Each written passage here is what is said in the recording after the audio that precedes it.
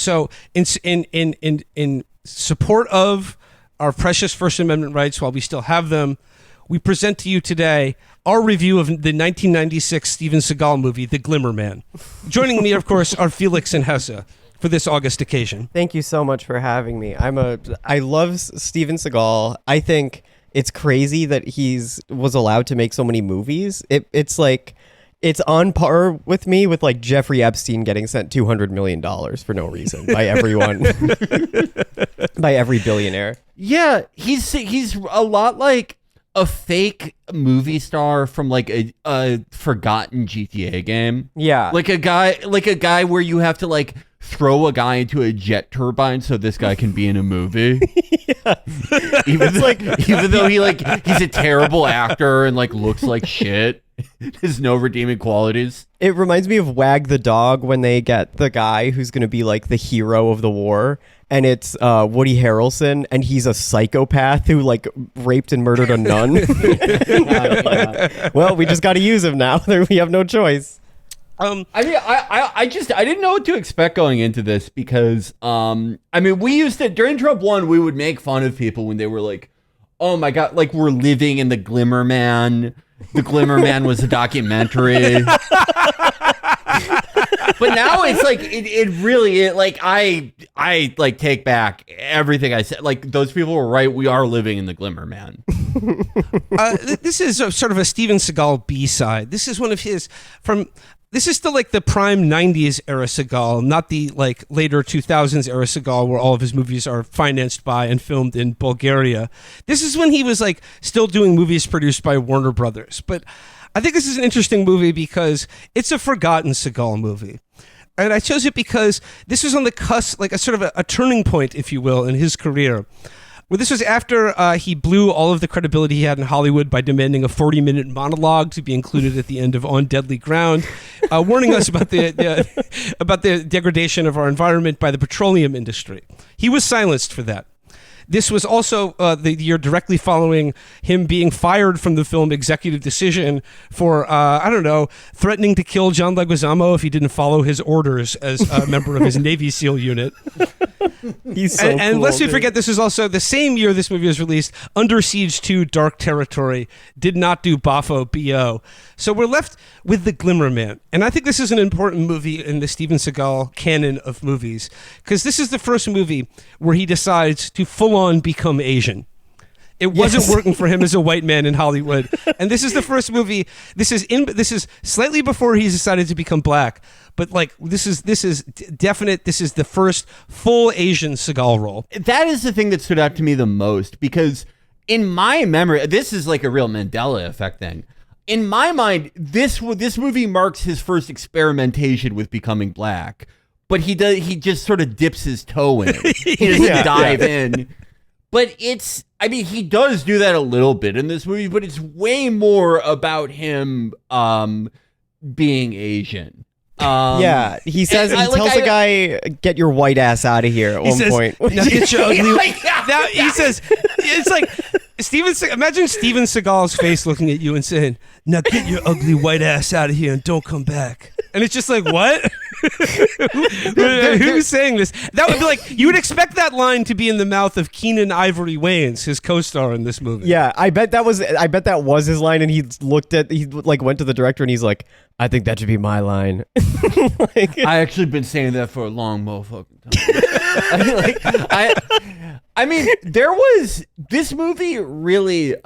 This was my what Madeleines are to Proust. This movie is to me because there was this great period, like a 3-year period in the 90s. I would say from 95 to 98, where if you were a fat enough white man who wore like a weird enough jacket, you could just convince people you were like half Chinese without saying anything. That was like race was way more amorphous for 3 wonderful years during the end of the first and the beginning of the second Clinton administration. And then Obama started dividing us, and you can't do this anymore. Yep. Mm-hmm. That's why Steven Seagal has to make movies in Eastern Europe, Eastern and Central Europe. It's because the rules are different there. Yeah. He's the closest thing to a person of color that they've ever seen over there. Well, they're just getting to that over there. Yeah. Like there was a big ceremony where they opened the first mall katana shop in Serbia recently. It was part of the Belt and Road Initiative. It's funny that you mentioned Serbia, Felix, because a key plot point of this movie, and by key plot point I mean it's addressed once, dismissed, and never heard from again, involves selling chemical weapons to, quote, Serbian freedom fighters. I really think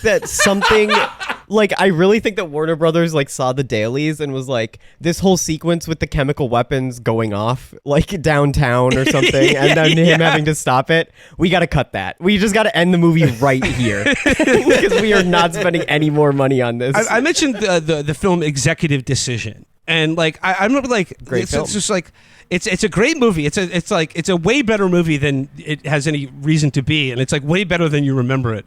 And I think one of the reasons it's a good movie is because they kill Steven Seagal in the first 10 minutes of the movie. I remember seeing that movie in the theater for my birthday. And I had all my friends with me, and we were so excited to see a movie with Kurt Russell and Steven Seagal.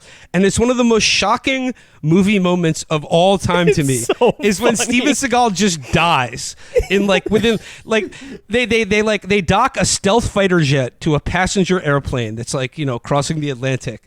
And they like do a little port. They dock it on the bottom. It's like and in Armageddon, the bridge. Yeah, Steven Seagal is just like, don't wait for me. The mission's too important, and closes the door, and then the plane the fighter jet explodes. That was mind-boggling to me, and basically that was all because nobody who worked on that movie could stomach working with Steven Seagal, and they were just like, it's easier to just kill you. We've changed the entire script because nobody in this movie can be in the same room with you. I was watching an interview with Stephen Tobolowsky, who's in this movie. Oh, okay. Can we save that till we get to his character? That scene, because the anecdote he tells about Steven Seagal in this movie is so fucking funny. But I did think, speaking of Seagal's on-set behavior, I would like us to begin with Keenen Ivory Wayans' story about working on this movie. Yes. Apparently Keenen Ivory Wayans, apparently Steven Seagal walked in one day and said, I just read the best damn script I've ever read in my life. And Keenen Ivory Wayans was like, who wrote it? And Steven Seagal was like, me. He said he was crying. Yeah. He said Steven Seagal was in tears, and he said, "What's wrong?" And he said, "I read the most beautiful story of all time." And it was the script. It was the script he wrote. I would give anything to read that script. Yeah, do you think they made it, or do you think like this is like he's running out of cultural cachet in Hollywood? It's like he has nothing left. No one wants to. It's sitting on 100 like producers' desks. They're just like. I feel like, I mean, when I first heard that story, I thought that might be what's that one where he's a Native American? Like, it's On an Deadly environmentalist movie. On Deadly Ground, yeah. But didn't that come out before? That came out in 1994. That was that was like the last like good Steven Seagal movie. Yeah. I feel like that the one he wrote is like more insane than anything he's ever made. Like if it's comparable to anything he's made, it's probably like The Good Man, but like more sinister. It's like a good man, but the girl who works in the bar is like 14, and the movie's about him waiting until she turns 18. It's called The Rapist or something. Yeah. It's right. It's probably something. It's like about like a great man who's bullied into signing a settlement for something that he didn't do, but would have been fine anyway if he did it. It was Executive Decision. He rewrote it, but put himself in it. I mean, like, as just an added detail to that story that Keenen Ivory Wayans related is that like this occurred after he was like 3 hours late for a shoot, and he would just show up on set like basically whenever he wanted, and he comes in and sits down next to Keenen, who's probably been there all day just trying to like get home, just like, oh God, got to do another scene with Steven Seagal. Shows up 3 hours late, and he's like, Keenen, I've been weeping all night. And he puts the script down. I just read the most brilliant screenplay I've ever read. Who wrote it? And he said, I did. Just imagine working with him. Imagine working with him. I would quit those, right there. I quit. What do you want me to say? I quit. I would give anything for him, for like, if I could like do, I don't know how I could make this happen, but like make it so Steven Seagal was born in like 1994 and he's a movie star. Like his rise begins now. Like he's in movies with like Austin Butler and shit. Yeah. I would give anything for him to like he has to post like Instagram stories. Get your ugly twink ass out of here.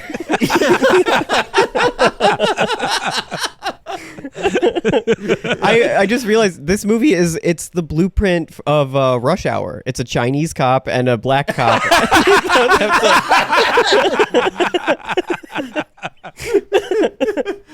Steven Seagal reads the Rush Hour script. He tells his agent, "You got to get me this role, man. You got to get me this role." He actually wrote the script for Rush Hour, and that's what he was sharing with Keenen Ivory Wayans. Okay, speaking of Steven Seagal being Asian, being Chinese, do you remember the part in this movie where it's like the two bad guys, Bob Gunton and Brian Cox? And then like Bob Gunton's like, who the hell is this guy? And Brian Cox says, "I found him in Vietnam." And I know they're referring to the war, but like, I like that he's like, I found a Vietnamese guy. Where did you find him? In Vietnam, and then later Thailand, which he actually does say. That's so funny. Vietnam and then later Thailand. I like the title of this movie really sounds like it had a normal title and then they translated it into Urdu and then into Chinese and then back into English. Well, do you remember from this movie?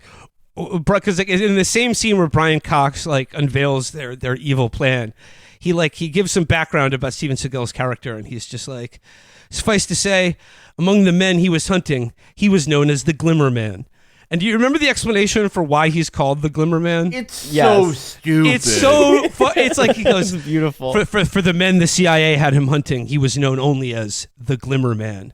And then like you could see Bob Gunton kind of like working the screenplay over in his head and being like, okay, why the fuck do they call him that? And then Brian Cox is like, because you'd be in the jungle at night, it's dark, you can't see anything, and then just a glimmer, and then you're dead. And it's just like, well, how do you get the nickname? Everyone has been dead. Yeah. What is the glimmer? Like his earrings? His Tibetan prayer beads. Among the men he was hunting, he was called the faggot.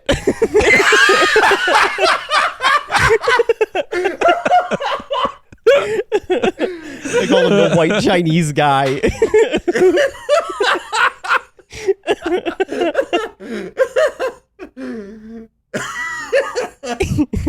I'm also Latino. Yeah. He does have a little Latin flair in this movie also. That is a huge what if. If he like after experimenting with Chinese and Native American, if he'd become a cholo. Yeah, oh my god, that would be so cool. I bet there is at least one movie where he is a cholo. I mean, he has to have done that at one point. My name's Glimmer Alvarez. Como se dice Glimmer? What if in the universe where he becomes a cholo and like makes his insane ripoff of American Me? That's like that's like the best version of our world. Like for Paul Wellstone becomes president. Like 9/11 never happens. Felix, if Steven Seagal had made his version of American Me, I guarantee you more people would have been murdered as a result of the release of the movie. Fun fact about the Edward James Olmos movie, American Me. You can look it up. But yeah, let's get into the film itself. The Glimmer Man from 1996, directed by John Gray. There's a name that rings out. Basically, as the movie opens up, a serial killer is stalking the city of Los Angeles. We see like nighttime streets. We see like in the credits, we see flashes of grisly crime scene photos. We see glimmers, if you will. Yeah, a little foreshadowing. And then we're smack in the middle of like a Los Angeles police precinct, and we meet Detective Jim Campbell, played by Keenen Ivory Wayans. And it's a typical police precinct. There's a beehive of activity. There are cops eating donuts, and they're like, "Hey, if I, Keenen Ivory Wayans says to a cop eating a donut, "Why don't you just try crack, man?" And then the typical type of banter that takes place among homicide cops. So then, yeah, but a lot worse than the usual stuff you would usually hear. They're like, "Hey, we got the files on the Encino murders," and then Campbell's like, "Yeah, okay, I got it." And then he walks into his office and meets Lieutenant Jack Cole, played by Steven Seagal, and he says, "Hello, I'm Lieutenant Cole.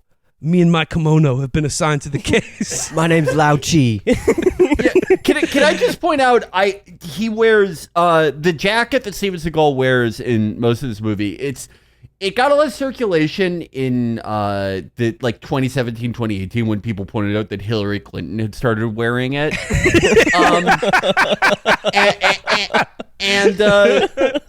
I just have to say, Steven Seagal was a true innovator in another thing that started in the 90s, but unlike, becoming so fat that you can become racially amorphous, it still goes on to this day. And that is adopting a jacket once you break past a certain BMI. As someone who has routinely just I enjoy doubling my BMI and then getting back down. I've done it so many times in my life. A jacket is a fat guy's best friend. Yeah. You just need to wear that for the entire time you're fat, and it creates an air of mystery around you. No one knows what could be under there. Yeah. And the jacket itself it's a very Asian jacket. I don't know how else to describe it. It's an Asian jacket. It's sort of glimmery, if you will, with Asian patterns and calligraphy. And he's like, "It's fall. I can't wait to start dressing." I love wearing layers. The evil advisor to the emperor in The Last Samurai. This is the jacket he would wear when he's off work. Yeah. It's his version of FUBU. He dresses like the maitre d' at PF Chang's, basically, throughout the movie. Yeah. Except for one scene where he's like, "Hostage situation. Time to get out my hostage jacket." And then he puts on a snakeskin jacket for one scene. It's amazing. And my God, is he a good hostage negotiator? He really. It's the hostage scene. I'm sorry to jump ahead. No, but the hostage scene is if you do the opening of Detroit Become Human, but if you press all the wrong options except the last one. Press O to enter the room with your gun pointed at him. This room has a lot of the same feeling of like a bungled QuickTime event where you're like. All I'm thinking of now is how good a David Cage video game with Steven Seagal would be. Yeah, it's just white, Native American, Chinese, black, floating around. The only game where you're always in bullet time. Just slow, very slow. You run. Your stamina bar goes to half when you stand up from a chair. Oh man, that is such a good idea for a challenge run for the Phantom Pain or something. Yeah. Do the Steven Seagal challenge where you have to try to beat the game without ever standing up. Yeah, you have to be. No, I was gonna say the Steven Seagal challenge run where you don't do any stealth. You just walk around. You just walk into rooms. You walk up to people and you say, "Violence isn't the answer, but it's the question," and then you kill them. So like I said, there's a serial killer on the loose in Los Angeles. Lieutenant Cole has just been reassigned from the Hanaway Bureau to Los Angeles. And it says listen, the way I like to work is I just like to solve the case. I don't care who gets the credit. And they're like, okay, well, the serial killer here is targeting families. It's very kind of Manhunter style, Tooth Fairy style. He comes into your room at night, shoots you both in the head, and then crucifies you on the wall of your house. The husband and wife, he nails you to a wall after shooting you in the head. Yeah, and gives you crown of thorns. Yeah, and he's killing families. So the LAPD have dubbed him the Family Guy Killer. And he's doing it because of because of violence in movies and sex on TV. Steven Seagal at one point says, where are those good old-fashioned values on which we used to rely? And like, you know, his first day on the job with his new partner, Keenen Ivory Wayans, they go to the crime scene of one of these recently murdered families. And it's a couple who have been killed in a motel and nailed to the wall. But Detective Jack Cole, he notices that there's something wrong. And he's like, there's something off about this. This ain't the same, Jim. So and like, he never really says what it is. That he just detects wrong about it. I guess they're in a motel. Off. Yeah, usually families are in homes. Yeah. Usually if you're, you know, betraying your family, you're in a motel. So like, I mean, obviously he can see that there's something off about this crime scene. It looks a little too staged. And what is a nice married couple doing in a motel? So like they stay at the crime scene for all of maybe 10 seconds. And then they just move on. And then they're like in the car and they hear about a hostage situation taking place at a local high school. And then we get a great interaction with Keenen Ivory Wayans and Steven Seagal, where they're like, they get over the police radio. They're like, we have a kid threatening to kill himself at high school. And then Steven Seagal's like, 10-4, you know, we're en route to the scene. And then Keenen Ivory Wayans like, what are you doing, man? We're homicide cops, not suicide cops. Like if someone pushes them off the building, then we'll show up. And then Steven Seagal's like, yeah, but I kind of just think you got to have compassion for people who are murdered, people who are going to be murdered, people who are going to die, people who are dying. It's all part of our job. So they head to the high school, and this is where we get to the great hostage scene. It's like this kid is taken his class hostage, and he's holding them at gunpoint. And then he's like, you know, if the SWAT team comes up, they're just gonna kill this little bro. I'm not gonna let that happen. They ain't finna kill the Neff on our block. I used to give him a Jefferson and tell him run to the Coney store. One child policy. One child dead, that is. Man, you getting so motherfucking big. I can't believe you survived the opium wars that we was all about. And so they're like, he's like, I'll quarterback this hostage negotiation. We don't need to wait for the SWAT team or the negotiators or anything. And he does this ingeniously by using the school's PA system to talk to the hostage taker. And he's like, yeah, but from Johnny, 5 steps from the door. Yeah, and he's Also, like, Johnny, this is your principal speaking. I need you to go on over to the window and take a gander outside. You go see a large man in a kimono looking back at you. And then when Johnny goes to the window and like looks out the window, Steven Seagal just walks into the classroom with a gun pointed at him. He's like, I'm sorry, Johnny, I have to do this, but I don't want to kill you. Yeah.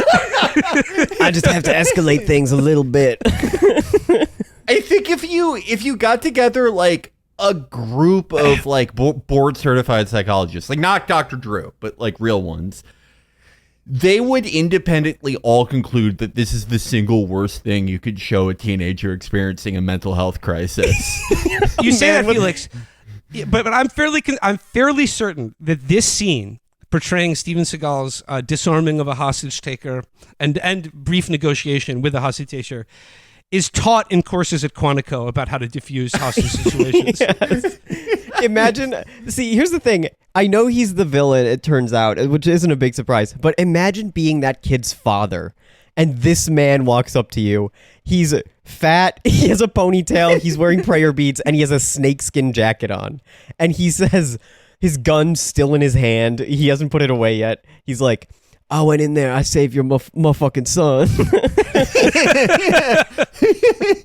I Ching once said that life is like a great road. I consider myself a crossing guard. I saved your son's white ass. Man.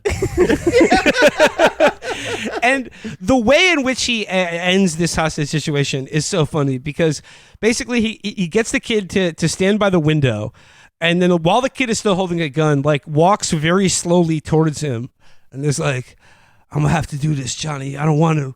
And then he basically tackles him through a window on like the 3rd or 4th floor of a building. Tackles him through a window with enough force to carry both his and the high school student's body probably 10 or 15 yards across an alley into another window. And this is the first of probably a dozen people getting thrown or kicked through windows in this movie. But like I know it's a movie, but like you can see him defy physics. Like Yeah. if he had tackled that kid through a window, they would have just hit the pavement. Like they would have Yeah. traveled a couple feet and hit the pavement. This is like it was a long gap between these buildings. They're like two rows of parked cars that he clears, and then he's just like, oh man. And he's like, the guy's like telling his girlfriend, he's like, I love you, Suzanne. And he's like, I love you too, man. Yeah, he's like, I love you too. And then after a second, he goes, I hate this job. Yeah. What? If he dived with that kid out the window, it would be like in the video game Beam NG when you turn it up to sun gravity while the car's in the air. It would just like literally like their body parts would be miles. Like you would have to go miles away to find the like edge of the blood splatter. He saves this young man's life by fatly jumping through a window with him, and through two windows, in fact, by fatly jumping through two windows with the school shooter. Then we have the kid's stepdad shows up at the crime scene, and the stepfather is played by Bob Gunton, who, like, if you see his face in a movie, he's just like, he's the villain, because he basically always plays bad guys. You probably most remember him as the warden from The Shawshank Redemption, but one of those classic character actors, and he's like, Detective Cole, I just want to thank you for saving my boy's life. Like if there's anything I can do for you, any favor that you need, like I hope you won't hesitate to call. And Steven Seagal's like, I don't do favors. I do the law, or I don't know, something like that. But he brushes the dad off because he's like, you can tell how villainous he looks. And then Bob Gunton sends his like head of security to the police precinct to like pressure Seagal to like testify that the son is not guilty by reason of mental illness. And he's like, the one problem with that is I don't think he's insane, and I don't do favors for people. And they're like, all right, well, Mr. Gunton, I think his name is Mr. Deverell in this movie. He's like, he's a very powerful man. He can help or hurt a career. And Steven Seagal's like, I don't care about a career. I don't know. But so he's getting pressure from the father, and the father is like sort of shady head of security to sort of cover up this incident. And that's when he says, "Now get your ugly white ass out of here and don't come back." That's what he says to the other villain, like the heavy, the thug, the security guard. Yeah. My question during this scene was this the like evil head of security guys? Was this his first day on the job? You don't pressure the cop in a kimono over what your son is charged with. Like you talk to the DA in the police station too. No wonder they get. I mean, sorry, spoiler alert. No wonder they get foiled by the stupid ass Glimmer Man. They suck at this. What if the DA is even fatter and more pretending to be Pan-Asian? The DA, like they try to lean on the DA, and he's in a pagoda. The DA's dressed like the Chinese character in Dragon Ball Z. Like he looks like a Billiken. Yeah. But I also love in this scene when he's talking to the DA guy, and like the guy's or not the DA guy, the security guy, and he's like, can't you just have some compassion for this kid? He's like, I don't give a fuck about this kid. It's literally directly the opposite of what he was saying in the car. I'm sorry. I have oppositional defiant disorder. There are so many great moments like that movie where like you see a scene with Seagal and he says something pseudo-philosophical, and then in the next scene he directly like violates his own advice.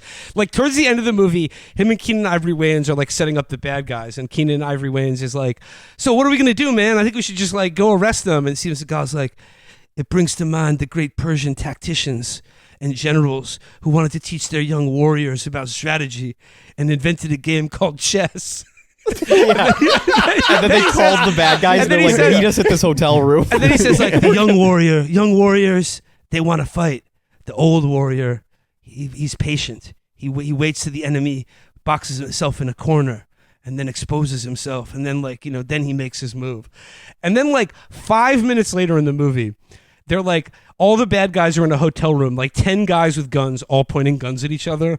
And Keenen Ivory Wayans is like, do you think we should just, do you think we should like wait and not just kick down the door in this room and jump inside not knowing how many people, how many men are there or if they're armed? And Seagal's like, yeah. And then just kicks down the door and walks into like a gunfight. It's so cool. But after the security guard scene, we get the autopsy scene in which the autopsy technician notices that the victim has bone cancer, but doesn't notice that she has breast implants. Yeah. And of course, it takes the sharp eye of Steven Seagal to notice. He's like, those ain't real. Well, that's that's a sapiosexual coroner. Yeah. He just doesn't notice stuff like that. Yeah. Another fascinating detail about this scene is that Seagal is like, he takes one look at the dead body and he's like, I'm looking at her bone structure. She's probably Russian, most likely Georgian. I completely and it's like, forgot. Georgian and Russian are like two different, like they're two different countries, but like they're two different ethnicities. So he's like, she's the Georgian kind of Russian. I can tell from her bone structure. So he does phrenology to this corpse. I love that too, because it's like there's an obligatory, every movie like this where it's like a normal cop and then like a karate cop. There's a scene where like the normal cop will go, you can't partner me with this guy. He just hit a wooden dummy so fast that he lit it on fire. Like, Keenen Ivory Wayans describes this as like one of his skills, that he can like racially identify people like just on like within seconds. And it's like, are we supposed to believe that he learned that during when he was an assassin, or is that just like, or is that or is that just like under the umbrella of like Asian stuff? Yeah. Like we think that like an Asian guy would be able to do that. I'm losing my mind imagining him looking at the body and being like, she's Chinese. Yeah. Walking into the next crime scene, we got another Chinese couple killed. That would be such a good movie. It would be like the gag from 30 Rock where you see the world through Kenneth's eyes. Yeah. But you see it through his eyes. Just everyone's like a Chinese version of themselves. Yeah. or like he comes in, they've completed the autopsy and somehow not noticed that the woman had breast implants, and he's like, I think there's one thing else that you failed to notice. And like Keenen Ivory Wayans and the coroner are like baffled. They're like, but what? And he goes, she's white. And then they're like, fuck, that's the key to everything. They're like, oh wait, I checked black on the medical forums here. If they turn this into a series, the season finale would be like, it's his toughest case yet. This week, guest starring Woe Vicky as the cadaver. This is a hard motherfucking case. Steven Seagal turned Chinese because he got touched on.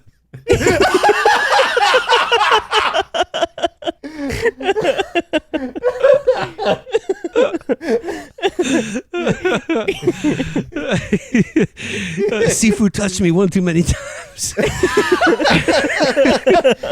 There was a great Greek tactician. One day they asked him, how did you win so many wars with the 300? He said, because I got touched on so many damn times.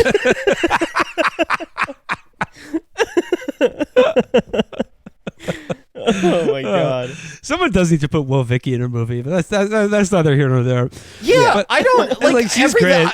Safdie brothers, maybe. Yeah. We were laughing about how like Nancy Mace is like a grown up Woe Vicky. I mean, Woe Vicky is like 39 now. You know, I'm 47, so I'm not calling her old, but it just, you know, time flies. But like Woe Vicky doesn't even qualify as like a freak or an oddity in America anymore. She should just like be a senator. Yeah. Yeah, absolutely. She should be the president, honestly. Yeah. They go to the autopsy, and then like Steven Seagal's like, anything else you notice about the body? And Keenen Ivory Wayans is like, yeah, she's got nice tits. And then Steven Seagal goes, yeah, a little too nice. And then he takes a scalpel and it like opens up her, like takes out her breast implant, and it's like, better run the medical device number on that. And then it's just like a coroner in Los Angeles.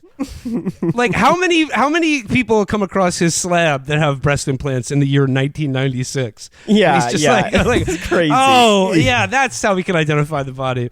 So you just see him crying later, and he's like, I just don't believe that people would lie like that.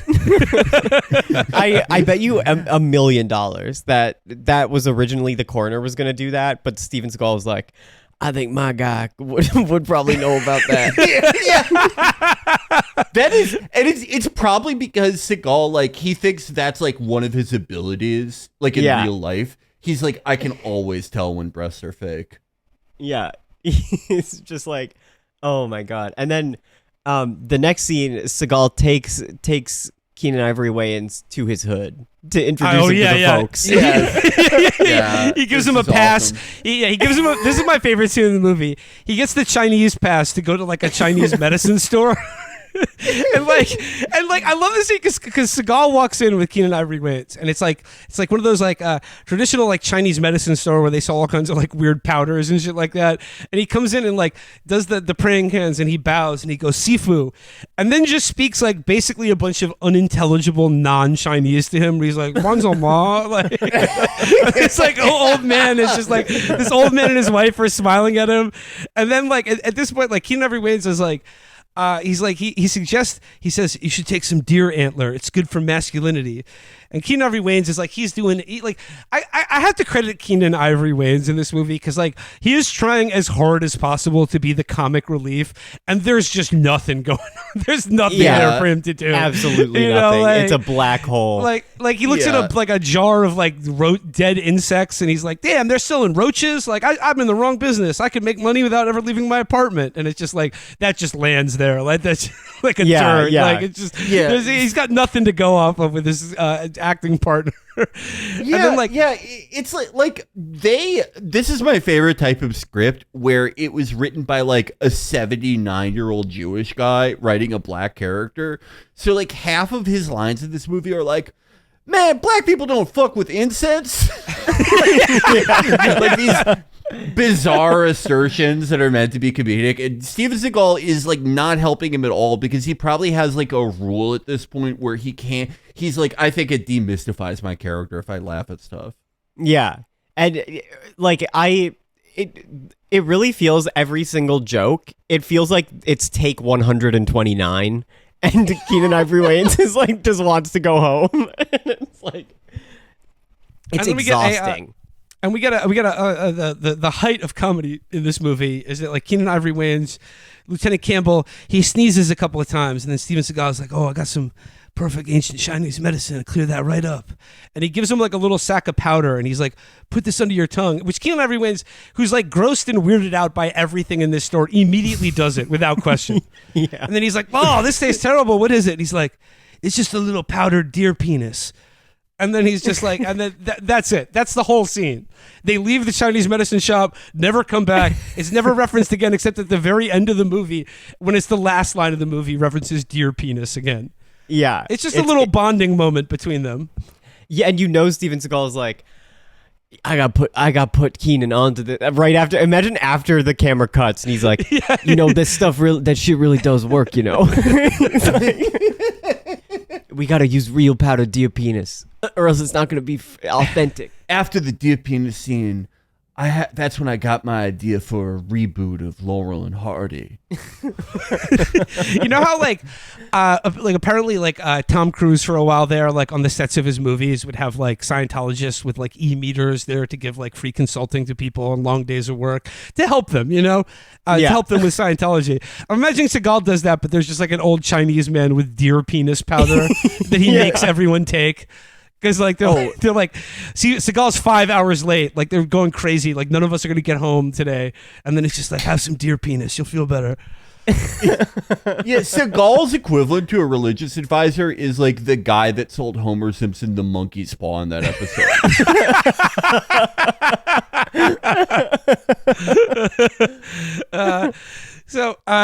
it's like they leave the Chinese medicine store, and here's another great moment in this movie where, like, okay, he's doing his Tibetan prayer beads. He explains that he uses the Tibetan prayer beads to, quote, calm my mind and purify my thoughts.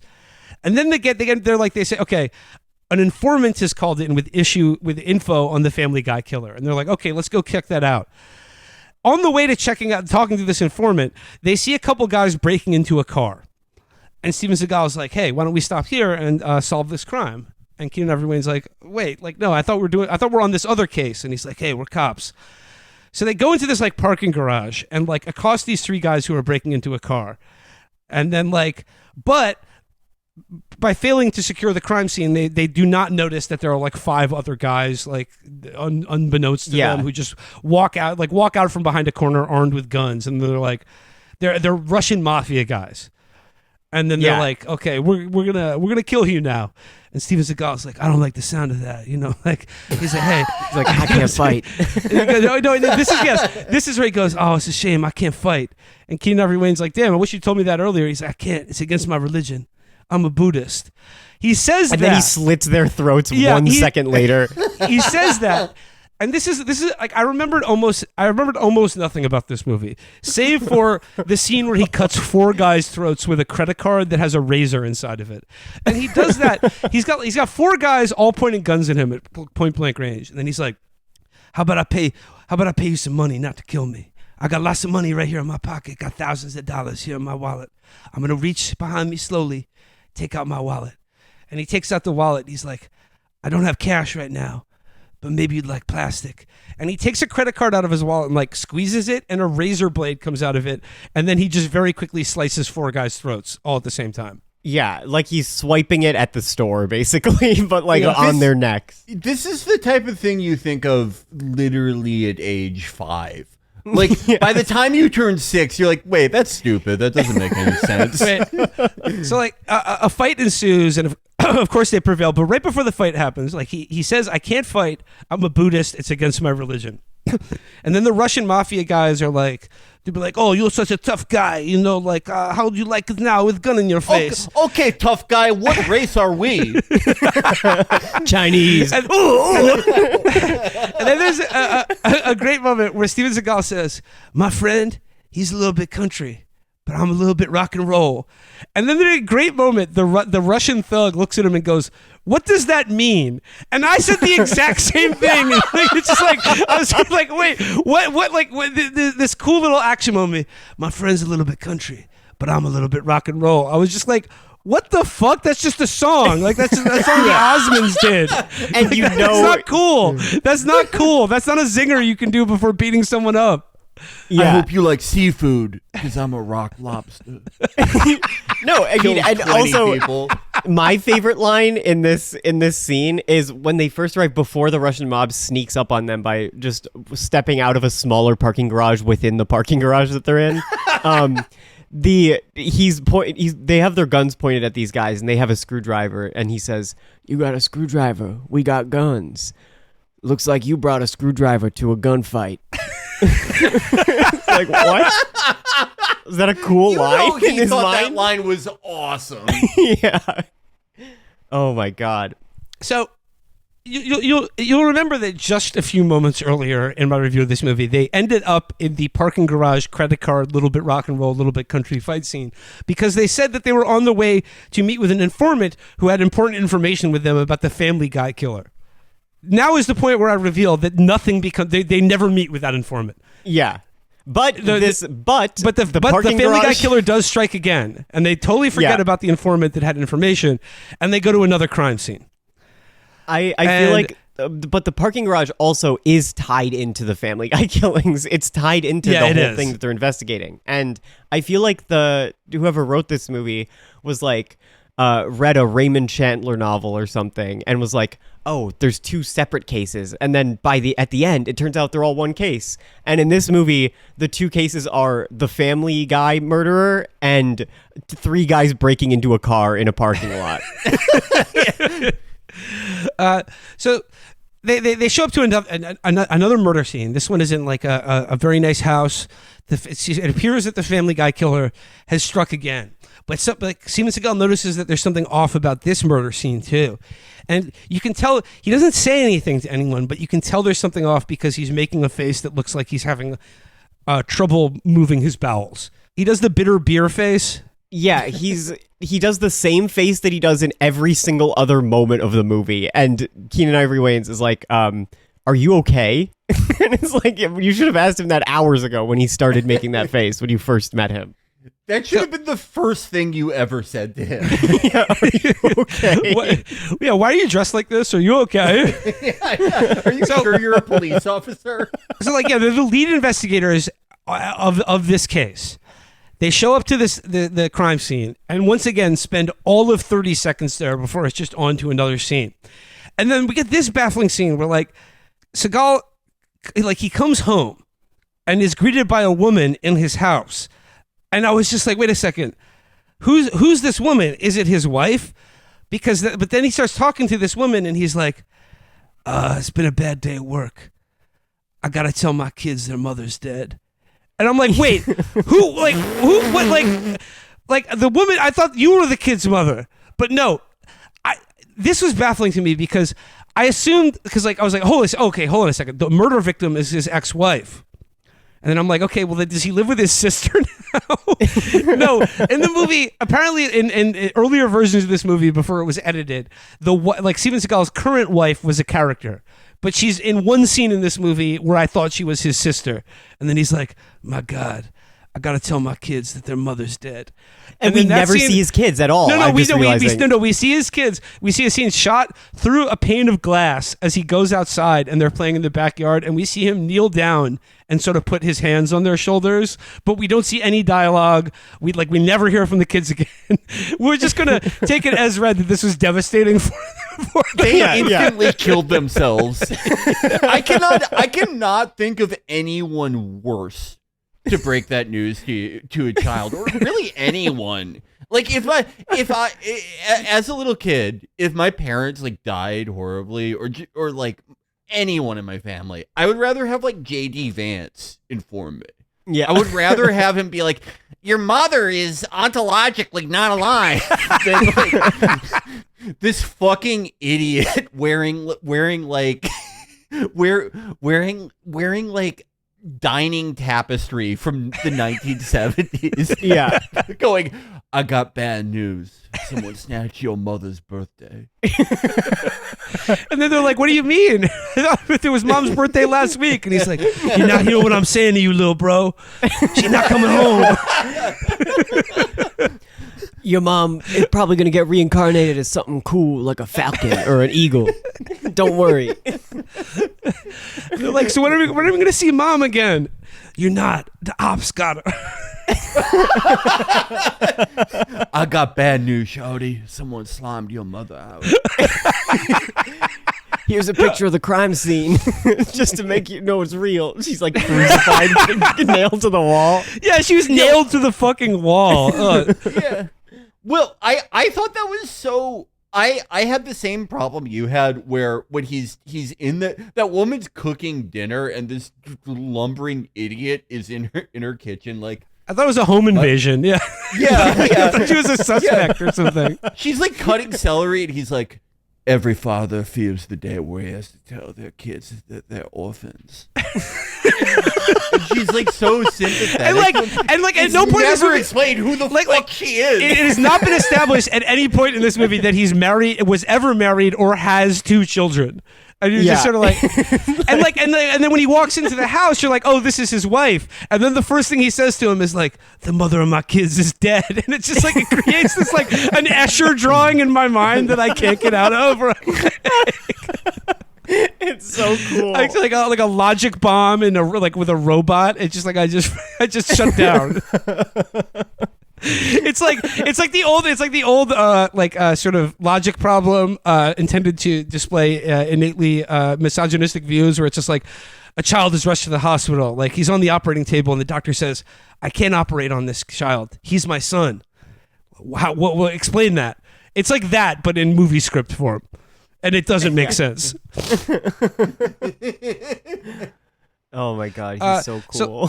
So at this point, they find a print at the crime scene, and it's Steven Seagal's print. So it's like he's now under suspicion for the Family Guy killings. But they don't tell him, and they keep him on the case. I know. It's great. And like, okay, that's another thing. He walks into this crime scene and immediately sees his ex-wife and her current husband shot in the head and crucified on the wall of their home. At that point, if you're the lead investigator on the case, I think it's of dire importance that you disclose that the victim is your ex-wife. But he just sort of, he grimaces and then just walks out of the house and goes on with his day and doesn't tell anyone. He's like, if they knew my Chinese ass was the Glimmer Man, they would think I did this shit. So he somehow is still on the case. But like then he reaches out to a figure from his past. Someone from the CIA, and we know that because he's smoking a cigar and ashing it in a CIA ashtray in his office. That's how you know it's the CIA. And the CIA guy is played by another great actor of, known for playing villains, a great character actor. It's Brian Cox, of course. You know all of him as Logan Roy from Succession, or Hannibal Lecter from Manhunter.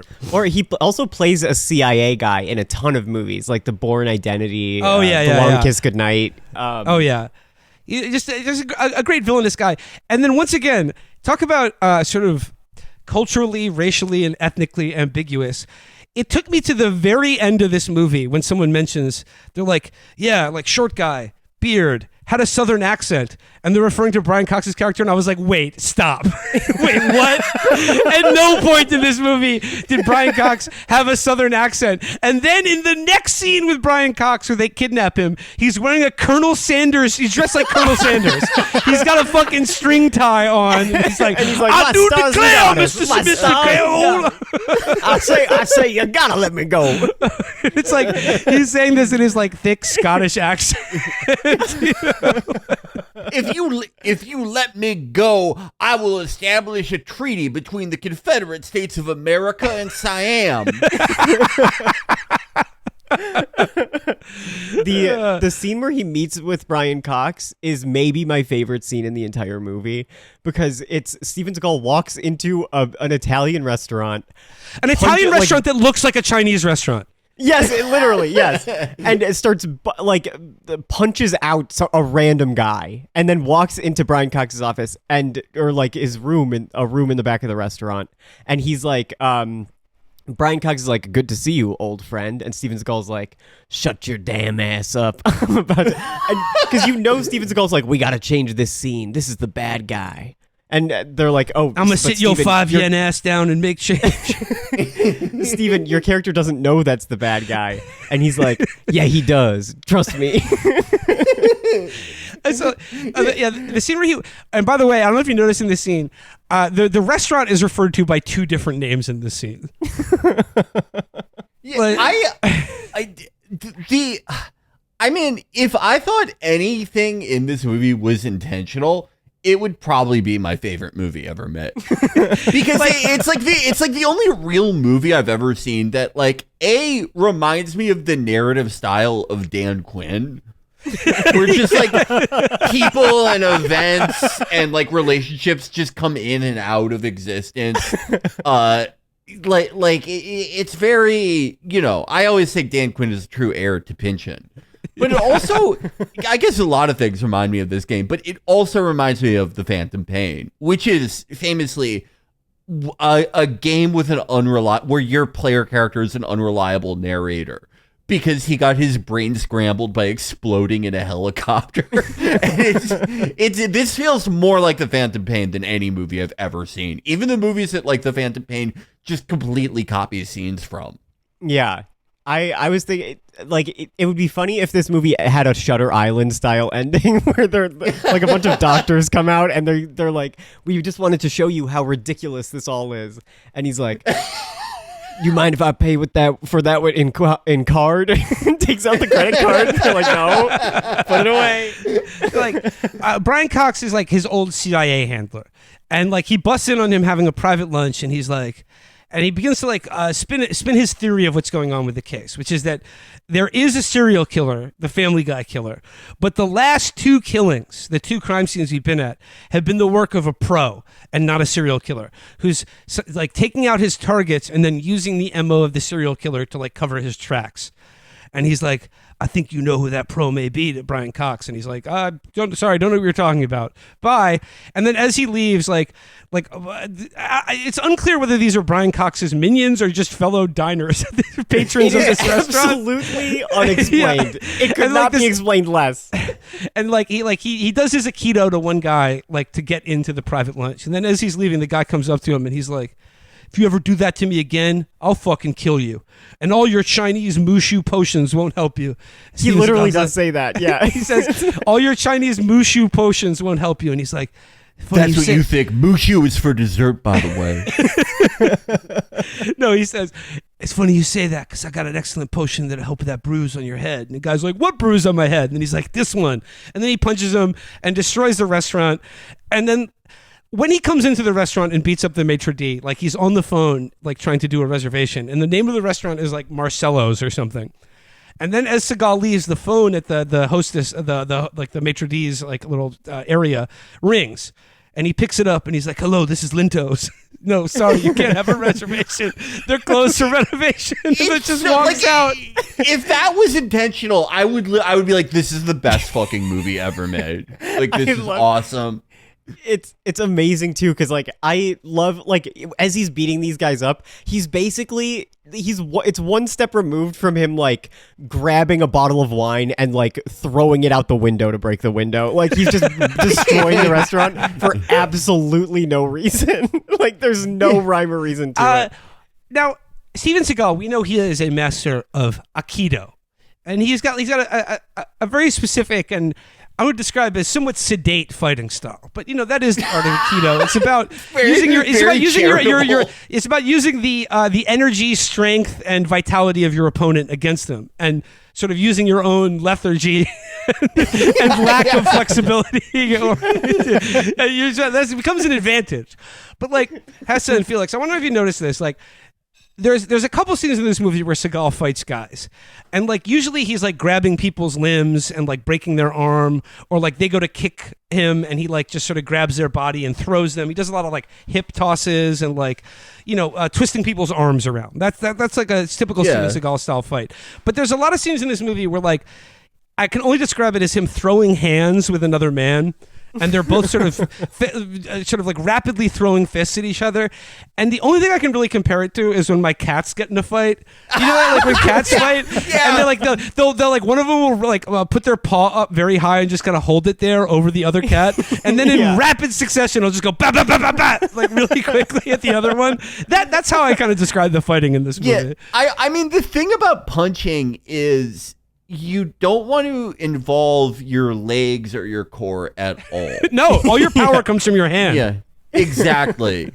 Exactly. Like the scene that where he goes, it would help with that bruise on your forehead is great because he punches the guy directly in the forehead, which is like the exact one place on the head you're not supposed to punch someone boxing because it's like it's the hardest part of your skull. The hardest part of the skull. Worst chance of knocking someone out by just punching them directly in their giant forehead. But I don't know. I guess he invented a Chinese way of doing it. Or if it's an arm punch, it's better. It transfers the energy better or whatever.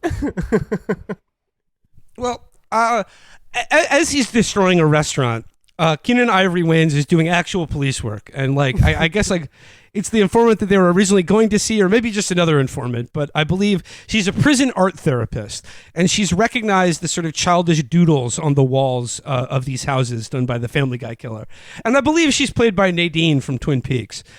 And then she's like, I recognize. I recognize the art style, the artistic style from like one of my students, and he was like my greatest student at the prison art class, and like, okay, and this is where Stephen Tobolowsky's character is introduced, and you think this would be a major moment because he is indeed the Family Guy killer. Yeah. And also, the art style is like stick figures, and she's like, "This is the best. This guy's the best artist in the prison." When he was here, it's like, "Oh my god, what the hell?" So I don't want to have too much setup for this scene because like it really doesn't matter and it goes nowhere. But basically, Steven Seagal, like he's like, "Oh, the killer's Catholic, so like there's a Catholic church in the neighborhood. I'll just go stake that out." Yeah, 9 blocks from his house, which is so funny. He's like, "Find me every church within a 9-block radius." It's like, why 9 blocks? You're in L.A. It's probably further than that. You dumbass. Like, so he probably thinks that's such an insane distance for someone to walk that it shows his character's dedication. He's like Eric Erickson. Yeah. So Stephen Tobolowsky, another great American character actor, another one of those great that guys in movies who you might remember most as county commissioner from Yankton in Deadwood. But Stephen Tobolowsky, like he sees Seagal and he's like, "Oh, I'm done for." Like the Chinese Grim Reaper has come to take me. And he like so the church lets out, and then like the serial killer, the family guy, runs back in and he takes the priest hostage. And now this is where we get to like what I have to talk about is the anecdote Stephen Tobolowsky tells about working on this scene with Steven Seagal. And it's one of the most incredible stories I've ever heard. So Tobolowsky says that like this was actually on the first day of shooting this movie. They do this scene. And he had never like he meets Steven Seagal on set. He had never met him before. And like they're only in this one scene together. But before he shows up, like before they do the scene, the director comes up to him and he says, "Steven, if Steven tries to talk to you, or he's going to try to engage you about this scene and seek your input, please don't let him talk to you. Like, just like don't give him an inch." Like that. And apparently what was going on is that on day 1 of filming of this movie, Steven Seagal had decided unilaterally, after like being contracted to like to be in this movie and read the script presumably, he's like, "I think it's wrong that my character kills people. I don't want to kill people." And he says, "I don't want to, like, I think it's wrong to have violence in movies, and that like for my own spiritual beliefs, I think it's bad that my character kill people in this movie." But I'll do it. No, I'll do it. And as you might imagine, Warner Brothers was furious. They were like, "Why?" They were like, "Okay, we'll just do some light alteration to the script. We'll do that sort of as we go." And I think that's why we get the scene where Seagal's character is like, I can't fight people. I'm a Buddhist," and then kills 4 people. So in the scene, Stephen Tobolowsky takes a priest hostage and has a gun to his head. And then like in the movie, what we see is that Seagal like basically is just like, "I'm afraid you're gonna need to let me talk to that priest." And then Tobolowsky lets the priest stand up, walk towards Seagal, and Seagal's like, "Come here, I need to tell you something. Get out of here."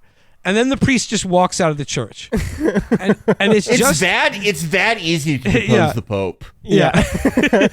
So it's just Seagal and the Family Guy killer. And he's like, the Family Guy killer is like, I'm going to kill you. And then like puts a gun to his head. He's like, "I'm going to kill myself." And Seagal's like, "Don't make me do this." So in the movie, Seagal does shoot him. And there's a squib and we see like he shoots him like dead in the heart. Blood bursts out of his chest. So prior to the scene, like Steven Seagal does approach Tobolowsky. And he's like, sort of like, doesn't know what to make of it. And he's like, "Steven, what do you think of this scene?" And he says, he was like, "Well, Steven, it's a very intense scene, you know, but like, I think we can do it, you know, like it's going to require like, but I think I got it." And he's like, "What do you think about me not killing you in this scene?" And what Tobolowsky does is genius, because then he said, "Steven," and Steven says, he starts talking to him about like, "We're only making society more sick with all this violence in movies and all this killing. I don't like what we're doing to our society with these movies." And then Tobolowsky does like a brilliant mental aikido on Steven Seagal, because he's like, "Steven, I hear what you're saying and I totally agree with you. I think there is too much killing in movies, and like I agree with your take on this scene. However, from my character's perspective, he is a broken person. He's like, you know, he's psychologically damaged. He can't stop killing people, but he wants to. So in every respect, I think you're correct, except for this exception. I think if you kill my character in this scene, you'll be doing him a favor, and you're starting the cycle of reincarnation that will give him a new life, a new body, a new perspective on life." And it worked. Speech check 100. Tobolowsky be president? Yeah, Like, I want this guy negotiating everything. He would get the House to like Okay. unanimously pass like the nationalization of the power grid in healthcare. The story isn't quite done yet because like Seagal, like he Aikidos Seagal into doing the scene as written and killing him. And there's like a squib scene. He gets shot in the chest. Blood shoots out of it. Weeks later, the director comes back to Tobolowsky. And keep in mind, this was his only scene. And he comes back to him and he says, Steven, we got to have you come back and do some ADR work so that your character can have dialogue making it clear that he's not dead and Steven Seagal hasn't killed him. And he was just like... Because Steven Seagal kept ad-libbing when they were filming, saying, Yeah. I'm sure glad I didn't kill that guy in the church. So now they have film that they can't use because his character Steven Seagal kept referencing that guy I didn't kill, which is like important to the movie that he did kill him. So they get him to come back to do ADR, and he's like, "Wait a second, we saw him get shot in the heart," and he said, "Like I don't know what I'm going to say." So he said he just recorded a line of dialogue where he goes, "Why didn't you kill me? I want to be dead. Finish me off. Finish me off." And then he said Keenen Ivory Wayans was with him doing this, and Keenen Ivory Wayans looks at him and he goes, "Now we are in the realm of high comedy." Which I thought was great. That is a very good Oh my God. line, but it's like, what type of movies does Steven Seagal think he would do if there's like, if you just took violent, like, would Steven Seagal be in like a movie like The Worst Person in the World? Noah Baumbach movie. Yeah. See, I like to think that he's like... My what motherfucking if- parents are getting divorced. See, I'd like to think... I think I'm afraid of intimacy because I'm afraid of the part that hurts the most. My heart isn't just ain't open to love yet, sucker. I like, in my mind, I think he's like, instead of killing people, what if I just shoot them in the spine, put their ass in a wheelchair? Imagine how crazy this movie would be if that was the case. It's like, They call him the crippling man. They say that people in wheelchairs were animals that offended the great Buddha.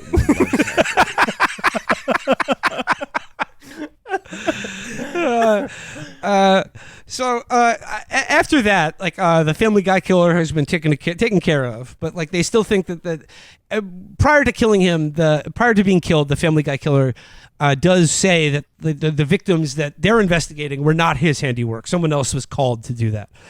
But given the fact that one of the victims is Steven Seagal's ex-wife and his fingerprints were at the murder scene, they're like, could you come in? Because Internal Affairs does want to talk to you about this case. yeah.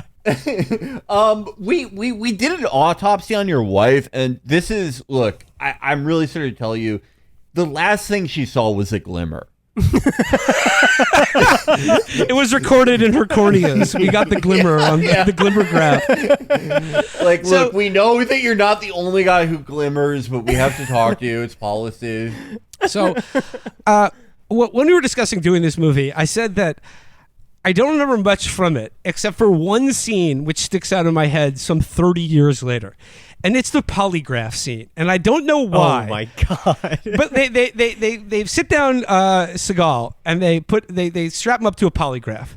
And he's doing his Tibetan prayer beads, which they obviously wouldn't let you do if it was an actual polygraph examination. But you know how in polygraphs they ask you two baseline questions, and they say, "I'm going to ask you two questions and answer yes to both of them." And like one is like, "Is your name Lieutenant Jack Cole?" Yes. And then the next question is, "Have you ever climbed Mount Everest?" And he says, "Yes." But the needle doesn't jump, and it's never explained. But I just always stuck in my head that, like, wow, this guy's so cool. Like he answers truthfully to the baseline questions in a lie detector examination. It's like literally a Mr. Show. He actually did climb Mount Everest. Yeah, yeah, it's a Mr. Show sketch. It's literally a Mr. Show sketch. So, understandably, he is suspended from the case for obvious reasons. Because, like, at one point in the polygraph examination, they're like, "Have you ever killed anyone?" And he's like, "Yes." And then they say, "Have you ever killed anyone outside your duties as a law enforcement agent?" And then he just gets up and he's like, "This examination's over. I'm done with this. Here's my answer." And they're like, you have to answer the question. And he's like, "Do I? Do I?" He says no, because what actually gets said is the guy's like, it's a yes or no question, Jack, and he's like, is it? It's Is like, it? Yes. Yeah, is it? Yes. This is actually a landmark civil discrimination case. If the LAPD was found to be violating Steven Seagal's religion of like made up Pan Asian bullshit by asking him if events can definitely have or have not happened. So he begins to freelance on the case, and like the details going on forward don't really matter. They're the Russian mafia is involved, but like, okay, then there's a scene where like he's off the case, but Keenen Ivory Wayans is like they're like he's still on the case, and he meets up with Keenen Ivory Wayans in a movie theater where he's watching Casablanca and crying in the theater, and there was a moment earlier in this movie where like he makes reference to like it's at the Chinese medicine store. Like they're watching a movie on TV and Keenen Ivory Wayans says that one's a real tearjerker, and then he's like, not like I cry in movies or anything like that. And then Steven Seagal's like, sometimes it's good to cry. You need to let your emotions out of you. And then like what I mean is like, and then in the next scene he sees his ex-wife murdered and just sort of like grimaces and walks home, like doesn't tell anyone. Yeah. So they're going to investigate the case on their own after seeing Casablanca. We then learned that Bob Gunton, the father of the school shooting suicidal kid earlier in the movie, and Brian Cox, his former CIA handler, are in cahoots together, and they're working to smuggle Russian chemical weapons into America and sell them to Serbian terrorists. Yeah, but before I really just want to mention something about the Casablanca scene is that there's an inscrutable moment in this where Keenen Ivory Wayans is like, have you seen Casablanca? Yeah. And Steven Seagal's like, you're asking me if I've ever seen Casablanca? How would you dare ask me a question like, have you seen Casablanca? And it's unclear, like it makes no sense. In the scene, is he saying, how could you ask me if I've ever seen the classic film Casablanca? It's one of the highlights of American cinema. Of course I've seen Casablanca. Or he's saying, how could you ask me if I've seen Casablanca? I'm a cool Asian guy. We don't watch pussy shit like that. Yeah, but because of his deadpan, like just flat delivery, it's impossible to discern how you're supposed to interpret his response. Yeah, it's crazy. It's like that the joke in the script saw a glimmer right before and also, he read that line. I don't know if you noticed this, but like when he meets Keenen in the theater and like shows up behind him, be like, hey, what's up, man? It's at the very end of the movie where he's like reading the note and like the rain is coming down on it and it's like, my love, I can never see you again, like I have to leave, like the end of the movie. They walk out of the theater and then he's like, you're asking me if I've seen Casablanca the movie, asking me if I've seen it, Casablanca, have I seen it? And then he's like, no. And then Keenen Ivory Wayans is like, all right, cool, I'm going to go catch the rest of the movie. It's like the movie's over. There was like 5 minutes left in it when you walked out of the theater. It's also like, it's such a weird joke because it's like, it's predicated on the idea that it's like, oh yeah, Casablanca, that chick flick. Like it's like Casablanca is the same thing as How to Lose a Guy in 10 Days. Yeah, the way I read it is like he in the script it's supposed to be like, you're asking me if I've ever seen Casablanca. Well, how dare you? Why would you ask me? And like the joke is that he hasn't, but he's embarrassed that he hasn't. So he's like, that's how I was reading it, but like instead he delivers it like, how dare you ask me such a question? So then Brian Cox is like the big bad of the movie is like, basically, we have too many loose ends on our Russian-Serbian chemical weapons deal. So, Bob Gunton, you have to kill your stepson. He knows too much. And then it's revealed that the stepson told his therapist that his father was doing a deal for Russian chemical weapons, and his therapist was Steven Seagal's ex-wife husband, and that's why they were killed. And then now they have to kill Keenen. They got to kill Seagal, and they got to kill the stepson. And they try to kill Keenen Ivory Wayans by sending one guy to his apartment to kill him with a knife. That doesn't work, but the whole apartment burns down. And Steven Seagal is arrested by internal affairs officers at his house with his current wife and his mourning children, who we don't see or hear from ever again. But they're actually Russian mafia guys, and he beats them up in the car. There's something about the internal affairs officers, phrenologically. They're a little bit off. Yeah, he says some Russian bullshit to them, and they go, "Da! Oh wait, fuck!" and then like stick a gun in his face, which is like, why didn't you just do that at the start? Yeah. Like the moment he got into the car. Yeah, I love the reason that they killed Steven Seagal's ex-wife in this movie is like if that's enough to just like annihilate a family, thereby drawing so much more attention to it. That's a loose enough connection that you would probably have to kill like every person on Earth at that point. Then they kidnap Brian Cox. They rough him up. This is where he's dressed like Colonel Sanders, and like after the fact that we learned that he's Southern. I'm sure that was probably Steven Seagal ad-libbing, and they were like, "Quick, costume! What's the most Southern-looking tie you have for Brian Cox?" Oh man, you know that he was reading about the Civil War the night before that scene. Yeah. It's like two equally right sides in conflict. He doesn't understand it. He's like, the saddest thing, they were both right and they were both wrong. He thought Abraham Lincoln and Jefferson Davis were actually brothers. It's a shame when family has to kill each other.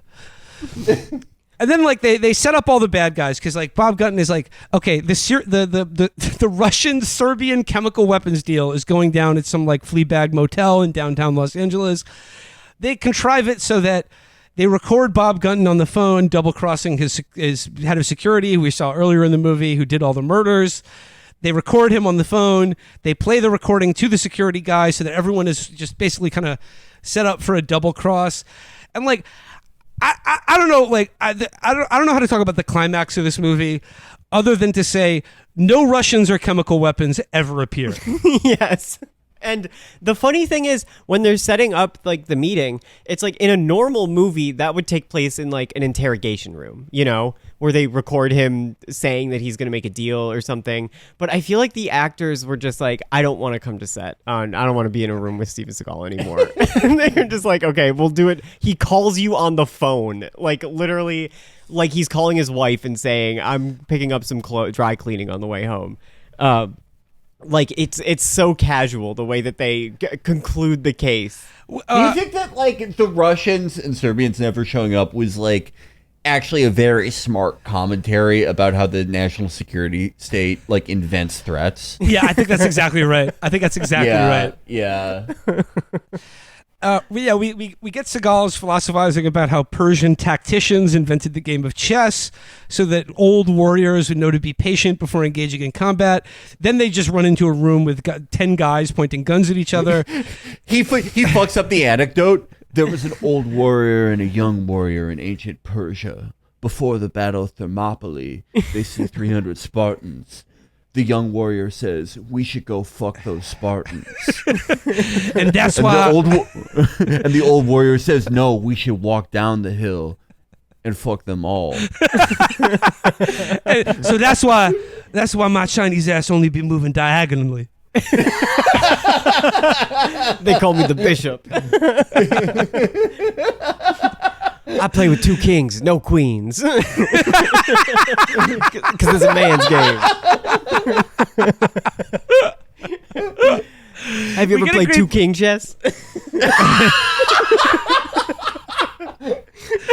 And then we get this great bit of like tough guy dialogue at the end of the movie where like for some reason Brian Cox lives at the end of this movie. They shoot him in the hand and foot, but then they let him hobble off to a hospital. But like the real bad guys are Bob Gunton and Bob Gunton's head of security, because like they were the ones doing the killings, and Brian Cox was just, he put them in touch with the Russians and the Serbians, and he wants a cut of the deal to get rich. That's like the opposite of the Eichmann defense. I was just giving orders. Yeah, man. I love Steven Seagal's moral universe is so good. It's so cool. I love Brian Cox is like, yeah, we got to kill your son. And the guy's like, okay, I guess if we have to. And then he tells Steven Seagal he's going to kill his son. Be careful now. The climactic fight is between Steven Seagal and Bob Gunton's head of security. And they're beating, like, he's beating him up. And then, or like right before the fight starts, Steven Seagal says to him, he says, you probably woke up happy this morning. You probably feel pretty happy when you look at yourself in the mirror. You like what you see. See, that disturbs me. And I'm going to make it my responsibility to make sure you never look in a mirror again.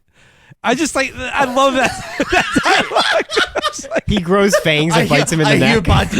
I hereby declare you're a vampire. Adios, Dracula. That is such a fun. You know that someone as an acquaintance of someone someone Steven Seagal knew their dad died or something, and he was like, "That's so sad. He's never gonna look in the mirror ever again." He looked in the mirror for the last time and he didn't know it was his motherfucking last. He probably didn't even think about it. He said, "I'm gonna do this tomorrow." Motherfucker, there ain't no tomorrow. The famous Seagal line about "I'm gonna snatch every motherfucking birthday." Hesse, I think he stole that from Andie MacDowell in Shortcuts when she's screaming at Lyle Lovett and she goes, "There is no birthday. There will not be any more fucking birthdays." Because her son just died tragically. It's quite a bit more emotionally affecting in that movie. I disagree. Yeah, I think they're on par. I think they're pretty on par. And the bad guy is just like, "Yeah, I woke up happy and I'm gonna go to bed happy because you'll be dead." And then Steven Seagal tomorrow's Christmas. Seagal kicks him through a window, and then his head is impaled on an iron gatework below. And then Which is inside another building. There's a lot of buildings inside buildings in this movie. It's sort of a Russian nesting doll of buildings in this movie. Yes. Yeah. And then he says, "You don't look like you're going to be waking up happy now," as the guy's head is impaled on a spike or something. And then basically the movie ends. There are no Russians. The chemical weapons are still at large. They're still just out there. But they solved, the point is they solved the Family Guy killings by killing and then not killing Stephen Tobolowsky. That part got edited out of the final cut of the movie. And they killed the fake. They stopped the fake Family Guy killings, which are being done to cover up a high school student's knowledge of a chemical weapons deal. Again, it's how does this not draw 8 billion times more attention to this chemicals deal that no one gives a fuck about? No one can. They were doing they were selling Novichok 6 to I guess really aggressive Titoists at a swap meet in Los Angeles, and no one cared until they were I think that my dentist receptionist knows that my son knows about the deal. We should just blow up the entire building. We should hijack a plane and fly it into the building where my dentist works. My favorite part, though, at the very end, is that Keenen Ivory Wayans is he's getting put into an ambulance, and he looks at Steven Seagal and he says, "Look, I don't like you. You're weird. You're scary. Please never talk to me again." And you can tell from his eyes that he means it. And Steven Seagal's nodding, and he's like, "I'll see you tomorrow, kid." And he's like, "No, I'm being serious. Please don't visit me in the hospital." And he's like, "All right, I'll bring flowers." It's and it's a really dark ending because Keenen Ivory Wayans is going to be plagued by this horrible man for the rest of his life. Yeah. I really felt so bad for Keenen Ivory Wayans this entire movie. That scene again, because that is a Kafkaesque horror that you were followed around by Steven Seagal for the rest of your life. But I was thinking about the scenes where it's we alluded to it, but the scene that actually they repeat this in tons of Seagal movies where his erstwhile partner is they get a file on him from their contact in the department of badass assassins, and they pull his file. And he's complaining to the chief of police or his captain or whatever. And he's going, "I can't work with this guy. he just beat up 20 guys. He speaks Chinese. He knows when people are Russian. And it's like Keenen Ivory Wayans knows how fucking stupid that is. Yeah. But he was trying his hardest just to sell that. Every ounce of his being. He should be given like some form of reparations for being in this movie. yeah, absolutely, or like a Medal of Honor or something like that for fucking just giving it his best in this movie. But man, it's just there's nothing going on for him to do. It's just him trying to be like provide some comic relief to like the fattest man on the planet. Yeah. The man with the least sense of humor in the world, maybe. Yeah. He has to riff with him. He had to pretend that, like, if Steven Seagal walked into, like, South Central LA, any neighborhood in South Central LA, like, dressed like that in 1995, he wouldn't be, like, the most laughed at and mocked man in human history. This fella's Chinese. He's in a movie theater.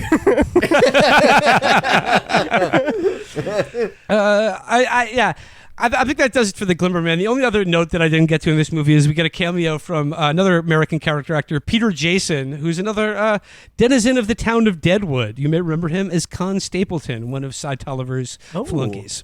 Oh man, Deadwood is character actor ball. Oh, it's the best. Yeah, it's the absolute best. That's what Cash Patel was talking about. Timothy OnlyFans.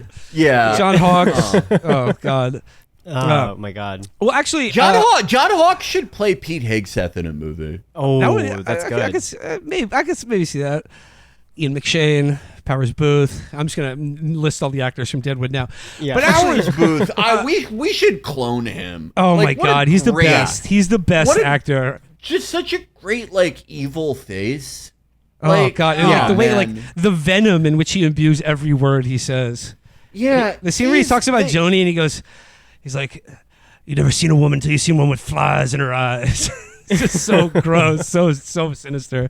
They do not make sleazeballs like that anymore. Oh man, no, absolutely not.